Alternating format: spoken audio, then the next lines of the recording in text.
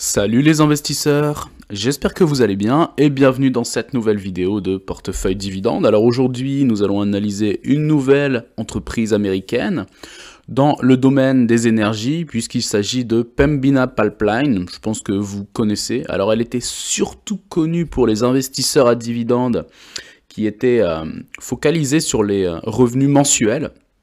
Parce qu'elle faisait partie des rares sociétés qui versaient des dividendes mensuellement et maintenant ce n'est plus le cas. Mais avant, n'hésitez pas à vous abonner, à liker, à partager. C'est parti, let's go! Alors au jour où je tourne la vidéo, le prix de l'action Pembina Pipeline est de 44,39 $ canadiens, ce qui nous fait donc 44,39, ce qui fait quasiment donc 32,99 $, donc 33 $ l'action. Donc voilà, alors pour la petite histoire de Pembina, donc c'est une société donc canadienne qui exploite des infrastructures de transport et de stockage, livrant donc du pétrole et du gaz naturel à destination et en provenance de certaines parties de l'Ouest canadien. Donc depuis 2003, le stockage comprend de l'éthylène. Il y a aussi une entreprise de traitement de gaz naturel. Et donc ce qu'il faut savoir, c'est que l'Ouest canadien est la source de tous les produits transportés par les réseaux de l'entreprise. Certains des pipelines et des installations ont des contrats à court terme avec des producteurs de pétrole, tandis que d'autres sont beaucoup plus à long terme. Concernant les dernières dates historiques assez importantes, en 2012, Pembina a acheté Provident Energy, une société canadienne pour 3,1 milliards $ en actions.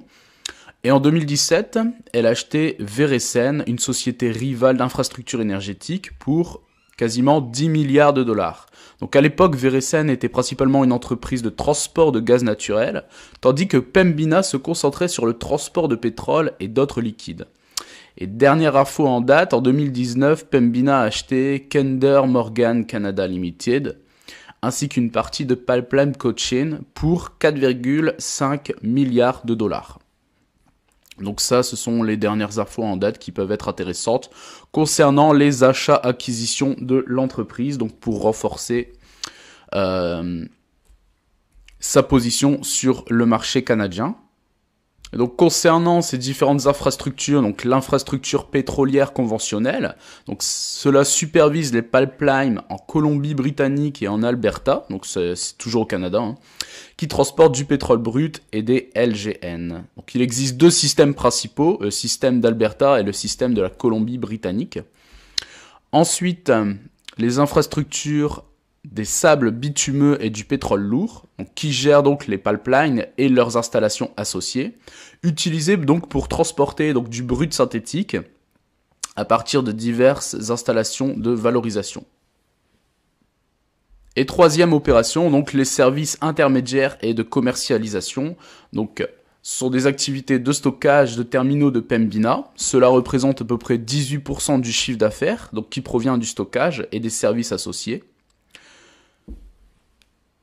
Donc, comme Pembina est sur plusieurs marchés dans le monde, si vous voulez la trouver sur le New York Stock Exchange, le ticker pour retrouver l'entreprise, que ce soit donc sur un broker par exemple, si vous désirez acheter l'entreprise, ou par exemple sur d'autres sites de data, pour continuer à faire vos recherches personnelles. Donc le ticker est PBA.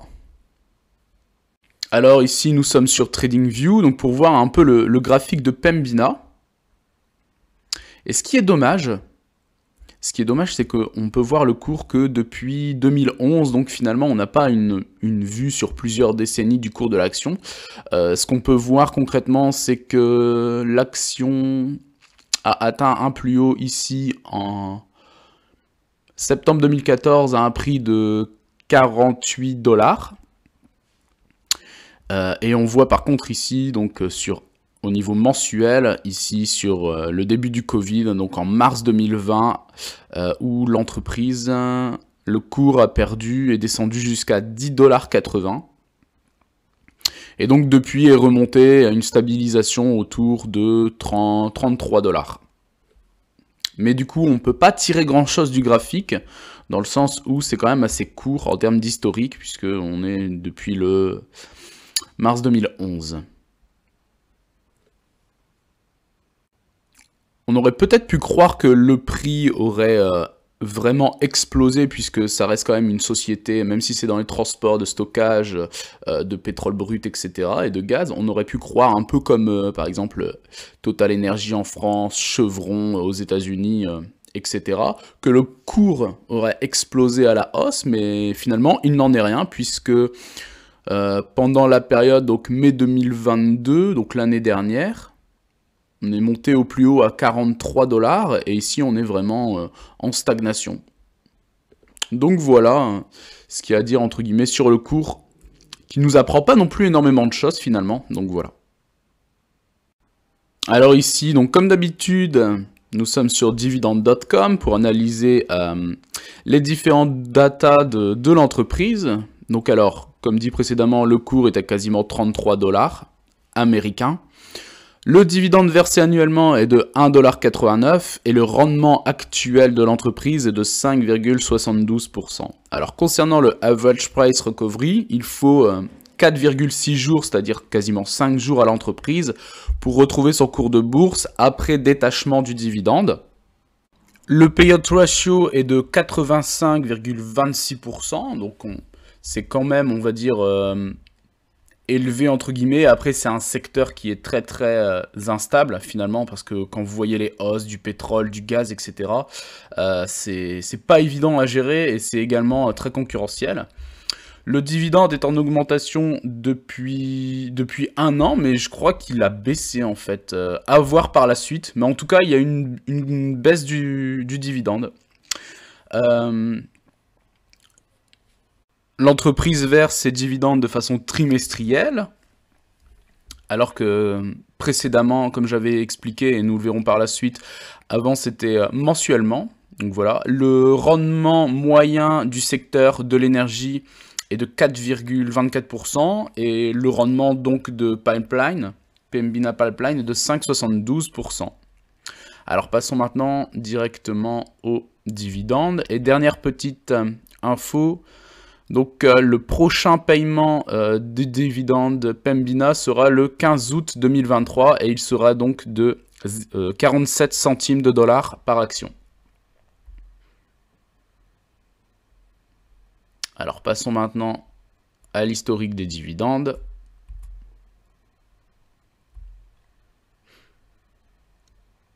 Donc vous voyez ici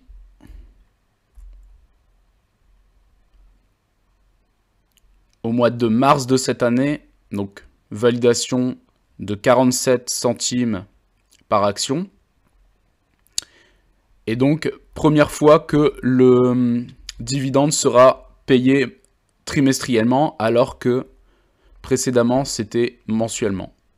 Et ça depuis toujours. Donc déjà première déception et également point négatif finalement, car cela peut faire fuir bon nombre d'investisseurs ayant comme vision les revenus mensuels, et donc là en fait c'est un point négatif.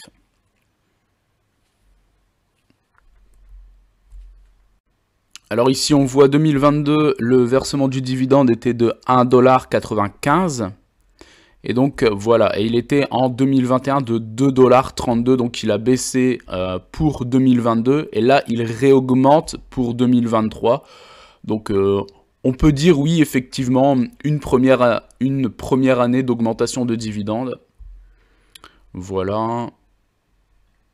Ensuite, 2020, il était de 1,87 $. 2019, 1,78. 2018, 1,72. 2017, 1,57. 2016, 1,42. 2015, 1,41. 2014, 1,55. Donc vous voyez, 2014 à 2015, il y avait eu également une baisse du versement du dividende. Donc on peut dire que déjà sur les 10 dernières années, le versement du dividende n'est absolument pas croissant, donc c'est aussi une autre chose négative, dans le sens où en tant que investisseur recherchant des stratégies avec des actions à croissance de dividendes, c'est pas finalement une entreprise qui peut être fiable. 2013, 1,60. 2012, 1,60 également. Donc il y avait également eu pendant 2 années avant une stagnation du dividende. Donc une stagnation de dividende plus 2 baisses sur les 10 dernières années, ça paraît quand même beaucoup. Alors ici, je suis sur Seeking Alpha, toujours avec Pembina Pipeline. Et donc pour regarder un petit peu l'historique, si vous aviez investi il y a 1 an, vous seriez à moins 13% concernant la position dans votre portefeuille de Pembina. Si vous aviez gardé 5 ans, donc vous aviez commencé à investir en 2018 et que vous l'aviez toujours, vous seriez à plus 8% de plus-value. Sur 10 ans, vous seriez à 5,33%. Et donc au maximum, c'est-à-dire depuis 2008, vous seriez à 87% de plus-value depuis 2007-2008. Donc voilà un petit peu la puissance finalement du long terme. Alors après, voilà, c'est toujours pareil, c'est essayer de sélectionner les meilleures entreprises, avec aussi également des dividendes versés de façon constante et croissante. Mais donc là, sans parler de dividendes, sur le long terme, vous seriez entre, on va dire 10% et 50, voire les 80 si vous aviez gardé % de plus-value sur vos positions sur Pembina, sans compter quand même les dividendes versés. Alors même s'il y a baisse du dividende, cela finalement sur le long terme peut vous faire perdre quelques années, mais c'est toujours rattrapable avec l'investissement de votre portefeuille dans d'autres secteurs d'activité. C'est pour ça également qu'il faut toujours diversifier son portefeuille. Alors ici donc je suis sur Yahoo Finance, et donc pour voir les différents éléments financiers donc sur les 4-5 dernières années. Alors concernant 2019, le chiffre d'affaires de l'entreprise, il était de 7,23 milliards de dollars, et un bénéfice de 1,5 milliard de dollars. Une baisse en 2020 du chiffre d'affaires, puisqu'il descend à un petit 6 milliards de dollars, et par contre une dette de 316 millions de dollars. 2021, réaugmentation du chiffre d'affaires, Je suis tellement focalisé sur les dividendes. Donc de 8,63 milliards de dollars de chiffre d'affaires en 2021 pour un bénéfice de 1,24 milliard. Donc réaugmentation du chiffre d'affaires par rapport à 2020, mais également par rapport à 2019. Par contre, le bénéfice baisse, lui, par rapport à 2019.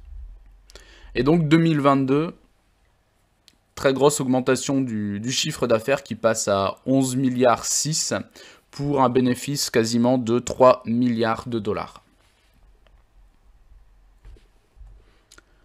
Alors on continue ici, donc concernant la rentabilité, donc la marge bénéficiaire étant de 25,6%, la marge d'exploitation 19,24%. Donc comme on l'a vu sur le graphique précédent, donc les recettes, chiffre d'affaires 11,6 milliards.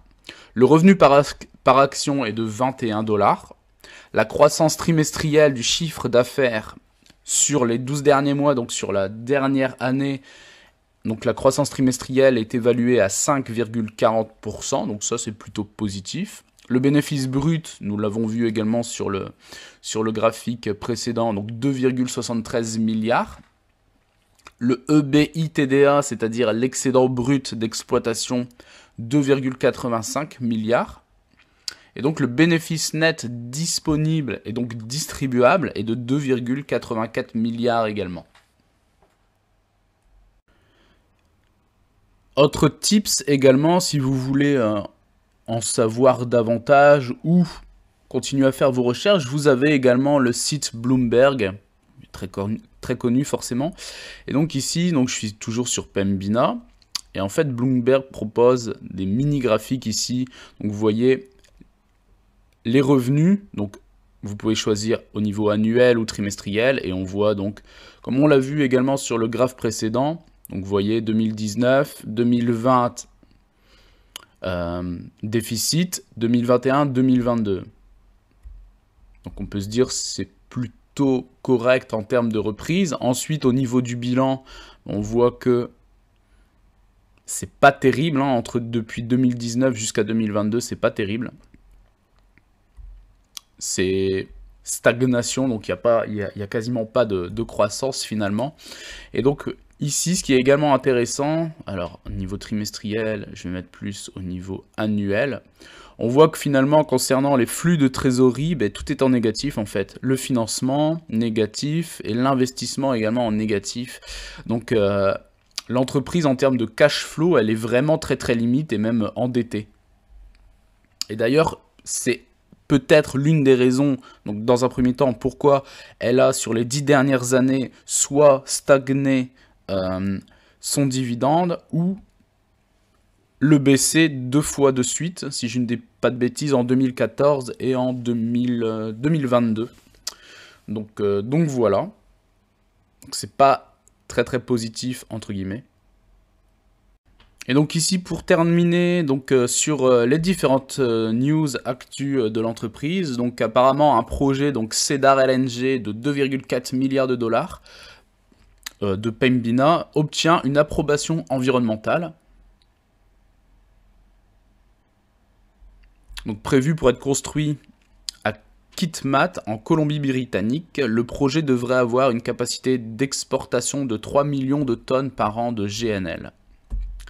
Ensuite ici, Natural Gas World, donc Pembina Pipeline enregistre des bénéfices records en 2022, mais comme on l'a vu finalement précédemment, c'est quand même en dents de scie, que ce soit au niveau des bénéfices, du cash flow, des dividendes, donc ça réunit le cours de bourse qui stagne également depuis plusieurs années, et mis bout à bout, en fait, ce sont des choses qui sont quand même assez négatives. En tout cas, c'est pas une entreprise, si vous investissez dedans, où vous allez forcément dormir tranquillement sur vos deux oreilles, comme on dit.